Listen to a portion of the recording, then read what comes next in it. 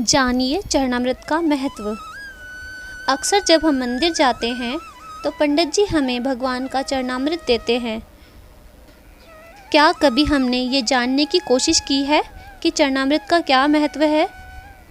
शास्त्रों में कहा गया है, भगवान विष्णु के चरण का अमृत रूपी जल समस्त पाप व्याधियों का शमन करने वाला है तथा औषधि के समान है। जो चरणामृत पीता है उसका पुनर्जन्म नहीं होता। तब तक जल जल ही रहता है जब तक वह भगवान के चरणों से नहीं लगता। जैसे ही भगवान के चरणों से लगा वह अमृत रूप हो गया और चरणामृत बन गया। जब भगवान का वामन अवतार हुआ और वे राजा बलि की यज्ञशाला में दान लेने गए, तब उन्होंने 3 पग में 3 लोक नाप लिए।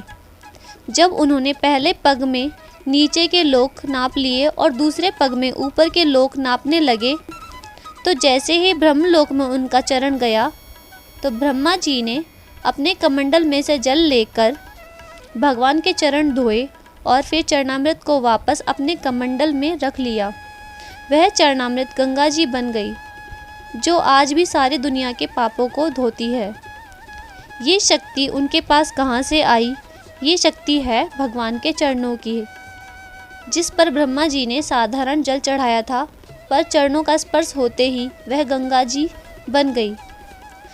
जब हम बांके बिहारी जी की आरती गाते हैं तो कहते हैं, चरणों से निकली गंगा प्यारी, जिसने सारी दुनिया तारी। हिंदू धर्म में इसे बहुत ही पवित्र माना जाता है तथा मस्तक से लगाने के बाद इसका सेवन किया जाता है।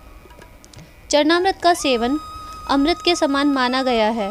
कहते हैं भगवान श्री राम के चरण धोकर उसे चरणामृत के रूप में स्वीकार कर केवट ने न केवल स्वयं बाधा से पार हो गया, बल्कि उसने अपने पूर्वजों को भी तार लिया। चरणामृत का जल हमेशा तांबे के पात्र में रखा जाता है। आयुर्वेदिक मतानुसार तांबे के बर्तन में अनेक रोगों को नष्ट करने की शक्ति होती है, जो उसमें रखे जल में आ जाती है। उस जल का सेवन करने से शरीर में रोगों से लड़ने की क्षमता पैदा हो जाती है तथा रोग नहीं होते। इसमें तुलसी के पत्ते डालने की परंपरा भी है। इससे इस जल की रोगनाशक क्षमता और भी बढ़ जाती है। तुलसी के पत्ते पर जल इतने परिमाण में होना चाहिए कि सरसों का दाना उसमें डूब जाए। ऐसा माना जाता है कि तुलसी चरणामृत लेने से मेधा, बुद्धि, स्मरण शक्ति को बढ़ावा मिलता है। इसलिए यह मान्यता है कि भगवान का चरणामृत औषधि के समान है। यदि इसमें तुलसी पत्र भी मिला दिया जाए तो इसके औषधिक गुणों में और भी वृद्धि हो जाती है। कहते हैं सीधे हाथ में तुलसी चरणामृत ग्रहण करने से हर शुभ काम या अच्छे काम का जल्द परिणाम मिलता है। इसलिए चरणामृत हमेशा सीधे हाथ में लेना चाहिए। लेकिन चरणामृत लेने के बाद अधिकतर लोगों की आदत होती है कि वे अपना हाथ सिर पर फेरते हैं। चरणामृत लेने के बाद सिर पर हाथ रखना सही है या नहीं, ये बहुत कम लोग जानते हैं।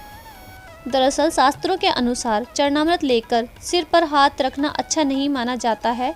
कहते हैं इससे विचारों में सकारात्मकता नहीं बल्कि नकारात्मकता बढ़ती है। इसलिए चरणामृत लेकर कभी भी सिर पर हाथ नहीं फेरना चाहिए।